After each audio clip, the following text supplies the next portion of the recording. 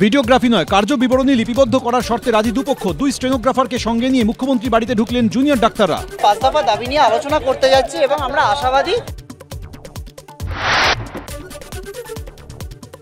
মেলের পাল্টা মেল, সরকারের সঙ্গে স্নায়ুযুদ্ধের মধ্যে কালীঘাটে জুনিয়র ডাক্তাররা। বাস ঢোকার জন্য বেনজিরভাবে মুখ্যমন্ত্রী বাড়ির সামনের গলিতে উঠল ব্যারিকেড।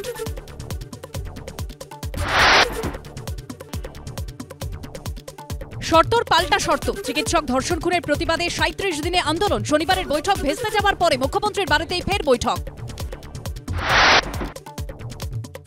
বৈঠকে ডাকছেন মুখ্যমন্ত্রী। আন্দোলনরত ডাক্তারদের আক্রমণে মন্ত্রী সিদ্দিকুল্লাহ।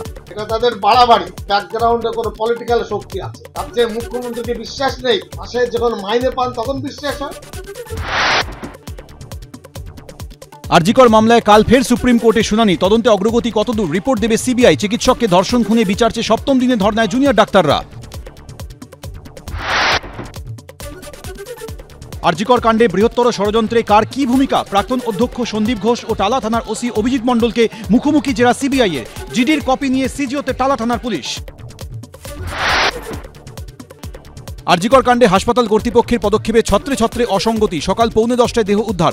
এফআইআর চেয়ে টালা থানার ওসিকে চিঠি দুপুর 2:45। 5 ঘন্টা দেরি কেন? তদন্তে সিবিআই। আজ থেকে আবহাওয়ার উন্নতি, কাল থেকে কমবে বৃষ্টি। দক্ষিণ 24 পরগনায় সমুদ্রে যাওয়া 3টি ট্রলারে 46 জন মৎস্যজীবীর সঙ্গে যোগাযোগ বিচ্ছিন্ন। কাল কটাল ঘিরে দুশ্চিন্তা।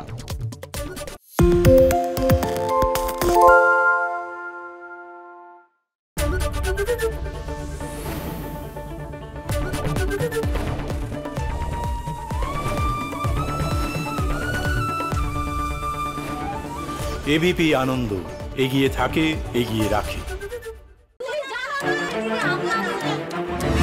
বাংলা চেঁচামেচি চায় না, বাংলা খবর চায়।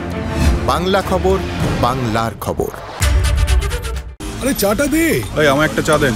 কি হলো আমারটা? বাংলা পক্ষপাত চায় না, বাংলা খবর চায়। বাংলা খবর, বাংলার খবর।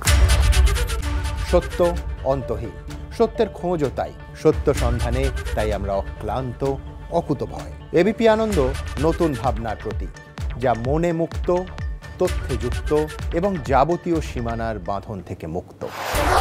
সীমা না শব্দটির মধ্যেই লুকিয়ে আছে মানা শব্দটি, যেন চোখ রাঙানি এক অদৃশ্য বেড়াজাল, যা আটকে রাখে আমাদের এক ছোট্ট গণ্ডির মধ্যে। একমাত্র সঠিক খবরই গড়ে তুলবে এক মুক্ত সমাজ। সেই জগৎ গড়ার লক্ষ্যে কোনো সীমানার ঠুকুটি আমরা মানব না। এবিপি আনন্দ, এগিয়ে থাকে, এগিয়ে রাখে।